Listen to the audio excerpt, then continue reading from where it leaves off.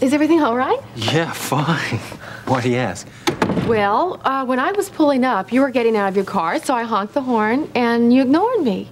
And just now, you didn't answer the door. I just didn't hear you, so nothing to get all worked up about. Well, don't I even get a kiss? Yeah. Everything's fine, huh? Russ, I don't buy it. Do you want to tell me about it?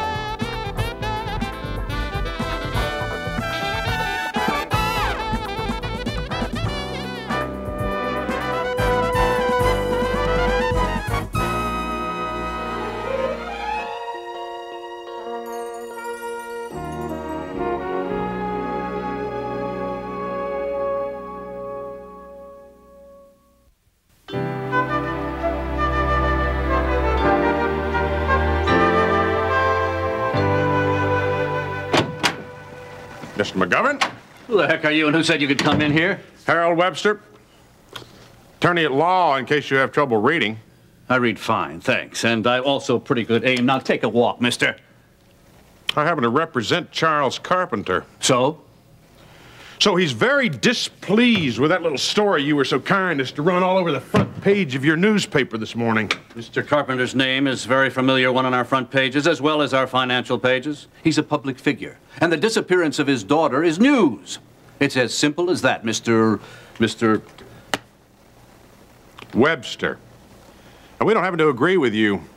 In fact, I have been instructed to draw up papers suing this publication and the reporter who wrote that irresponsible piece of gossip. For what? Invasion of privacy. Miriam Carpenter Mason's disappearance is a matter of public record. And Gene Redland's story is nothing but cold, hard fact. Now, I'd like to see you try and prove that. But then, on the other hand, Stan Sullivan always needs new material for his humor column. I have proved a lot more with a lot less in my time, Mr. McGovern. If you doubt that, I'd suggest you check the legal files of your own newspaper. Well, far be it from me to try and stop you. But before you petition the court, I think I ought to remind you that there's such a thing as a First Amendment that protects newspapers. Now, I've just had about enough from you, Webster. Mr. McGovern. Harold. Mr. Redland? I guess I know why you're here. Do you? His client, Charles Carpenter, has threatened to sue the newspaper, as well as you, Gene. What? Invasion of privacy. That's crazy. I'm sorry, Gene, but I've got my instructions. Now, you were sufficiently warned about our potential legal reaction to this story. Harold, we were in our legal rights when we printed that story. Now, isn't that right, Mr. McGovern? That is what I intend to disprove. Come on, Harold. Now, look here. Let's go get something tall and cool, and we'll discuss this whole thing rationally. Gene, I'm afraid I can't let you do that. Mr. Webster, I have a question for you. Is your client really as upset as you say he is? Absolutely. Well, I wonder then if we should decide to drop this whole thing, if he would drop the lawsuit. Oh, I think I might be able to convince him of the wisdom of that, yeah. Interesting. Very interesting. Gene, that doesn't make sense to me. It smells fishy, all this avoidance of publicity. I think we might have a better story here than we thought. Redland, I want you to dig into this thing a little deeper. You're not going to ask me if this has anything to do with my job? Look, it doesn't make any difference to me why you're upset. The point is you are, and I don't want you to be. That's quite a change in attitude.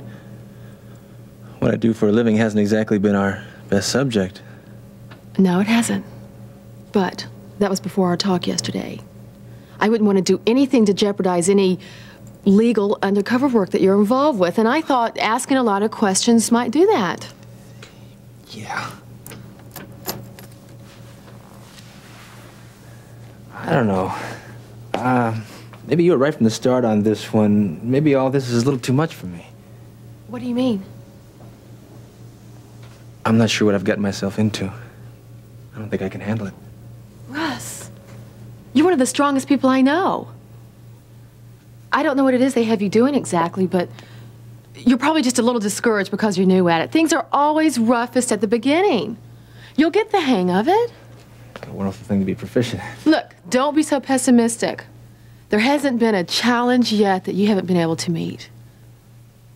Russ, I have great faith in you. And I'll keep praying that God will give you the strength that you'll need. Okay. Yeah. Thanks. And you can't do that. You know how we feel about this. Your feelings are of the least concern to me in this matter, Mr. Webster. This is a newspaper office, not a consulting center. Yes? Oh, look, can't you people do anything right down there? All right, I'll be down there. Redland, finish whatever you're working on now and get right on this. I just can't believe he's doing this.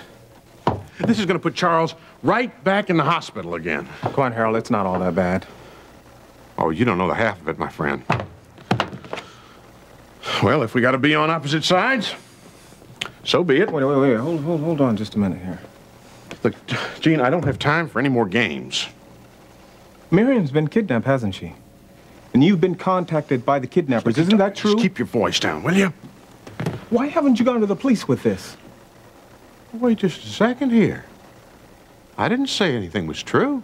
Well, it has to be. That's the only way any of this stuff could make any sense. And this lawsuit that you're proposing, that's ridiculous, Harold. Come on.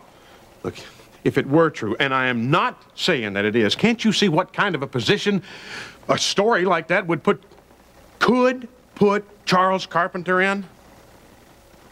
Miriam. Did they threaten her when they read the story? I'm not saying anything else. Let's just say that you're a pretty smart fella. Oh, boy. I had no idea.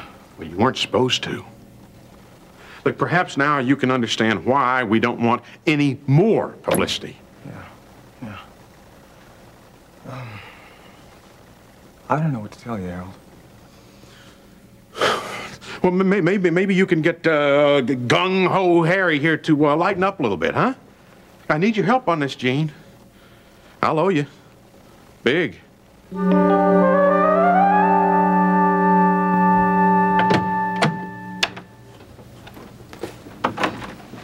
Hi. Laurie just fell asleep. How'd it go? That's hard to say. Dr. Diedrichson feels that these sudden memory flashes she's having are possibly leading to her remembering the night of the attack. Well, you sound as if that's bad. Well, even though she is having these flashbacks, her subconscious is desperately fighting to suppress them. You see, she refuses to make the connection between them and the event that eventually happened. I'll tell you, Terry, it tears me up to think about the struggle that's going on inside of her. Why is she shutting us out? Why won't she let us help her? It's almost as if she has more respect for her fears than she has for us. I don't know. You know, I halfway expected Dr. Diedrichsen to admit her to the hospital again. But the fact that he thinks she's strong enough to stay outside is encouraging. No, it's not that she's strong enough. It's just that he feels the home environment is a little better than the hospitals. But he would have kept her in if he didn't think she could handle it. Maybe. He wants her to start seeing a therapist here in Kingsley. I think that's a good idea. How about Dr. Feldman? He did wonders with Miriam. Yeah, I'll think about it. Come on, Ben. I know this is difficult, but I really think that this is mostly good news. Do you really want to know what's bothering them most? The fact that that animal is still out there somewhere. So what if she does get better? What's the guarantee that he's not going to come back here and try it again? And Terry, if that happens, we'll never get her back. You are basing your attitude about Laurie's recovery on something that just isn't going to happen. Yeah, well, what's your guarantee that it won't? I can't offer you any guarantees, just my faith in a merciful God. Merciful? Ben! I'm sorry, Terry, but sometime I have serious doubts about that. Fine. Then just let me point out that you are being just as respectful and holding yourself in check about Laurie's fears as she is. Don't be hurt or offended by her attitude. Yours is exactly the same, Ben.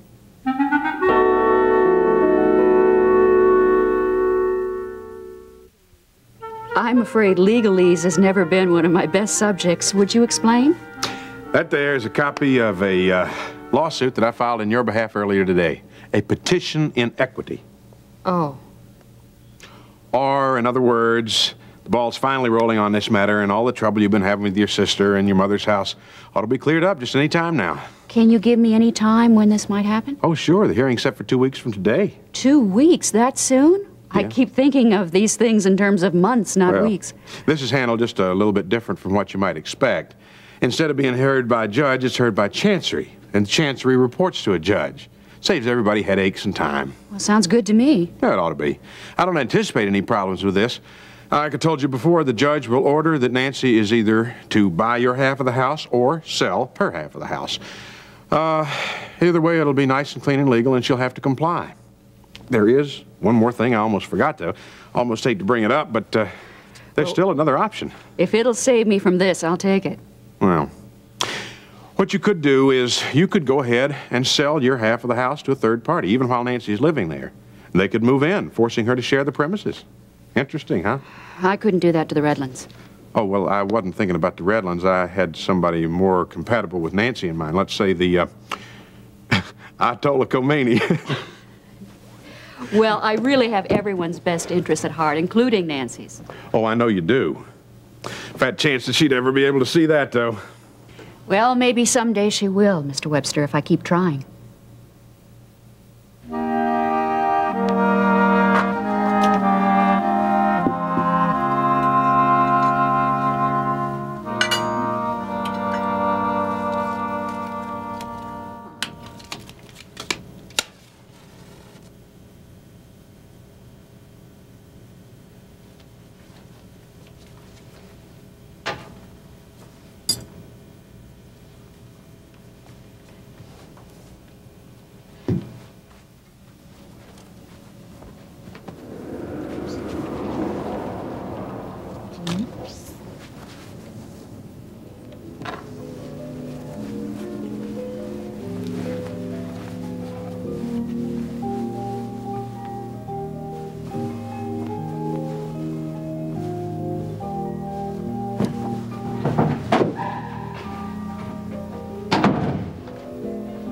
Stranger. Stranger? Mm-hmm. Hey. Ooh, I wouldn't do that if I were you. My wife will be back in a few minutes. Oh, she left a note. She said that I should take very, very good care of you. Oh. Why do I get the feeling that you're gonna do just that? Oh, maybe because I am. You know, had it ever occurred to you that possibly we're not the only two people that live in this house? Oh, but we are for the next couple of hours. Oh? Mm-hmm. Mama took Jimmy to the movies. And afterwards, they're going to have pizza. Is that so? Mm-hmm. That's so.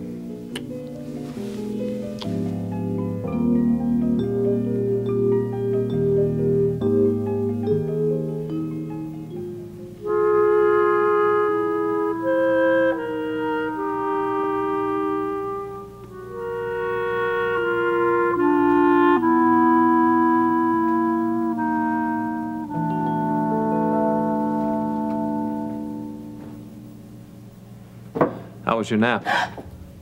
Ben. Honey, I'm so sorry. I didn't mean to frighten you. Here. Is that better? What were you doing there? Well, I was just sitting and thinking. You were spying on me. Lori, I was tired. I had a lot on my mind. I didn't feel like getting up and turning on the light after it got dark. How long were you sitting there? An hour or so, I guess. Were you thinking about our visit with Dr. Diedrichson? Some.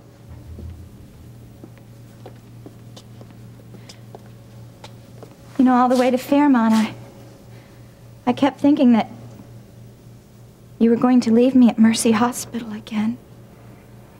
If I was going to do something like that, don't you think I would discuss it with you first? I don't know. Would you? Yes.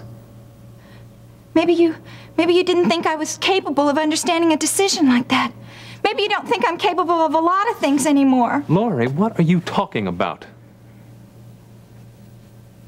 Us? As husband and wife? All things in time. You seem very sure of that. I know how much we love each other.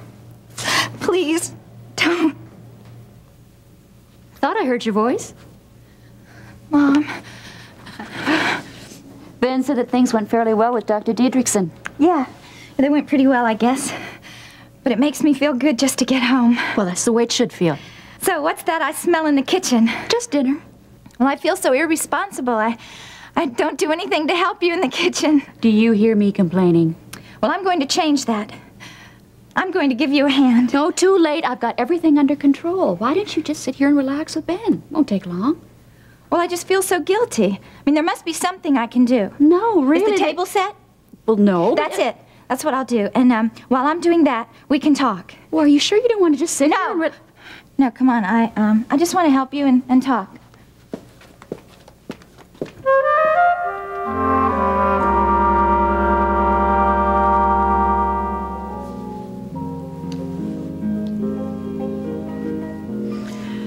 You hungry? Nope. You? Nope. I'm enjoying this too much to think about anything else. Well, almost anything. You happy? Never happier. Me either. And I think we gave all this up for 2 years. Dumb, weren't we? But never again, right? And you do dance divinely, sir. Well, thank you. It's one of my many attributes. Ah. But you're not too bad yourself, you know. Well, thank you. It's one of my many attributes. Oh. What do you think it is? A boy? A girl? I say that it's one of the two. Oh, Gene, I'm serious. Come on. Well, I don't have any idea. I mean, I wouldn't even try to guess. I think it's a girl. Really? Sure.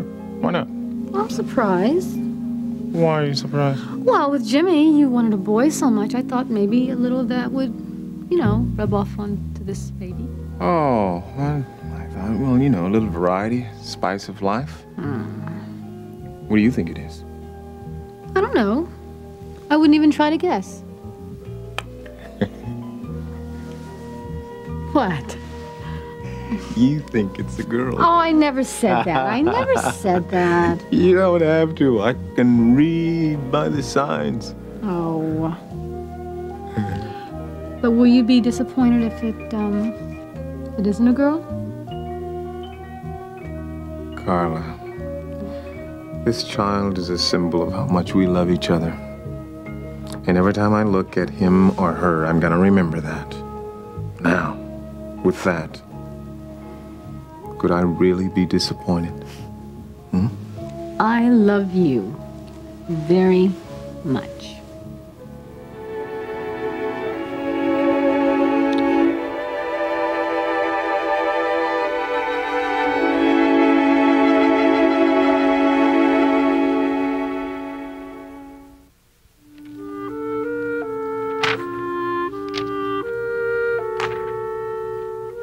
Great dinner, wasn't it?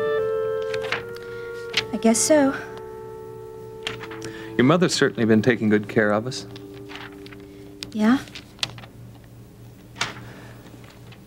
You know, I like your hair this short. Oh? Really? I think it was a very good choice.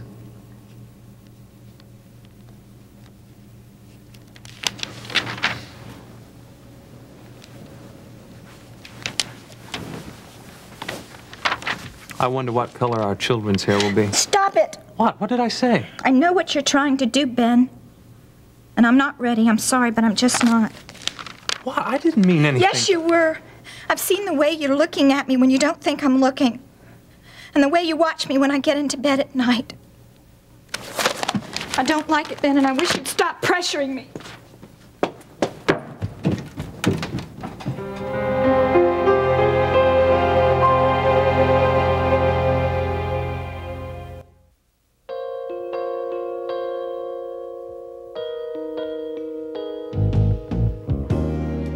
Join us each weekday for more of Another Life.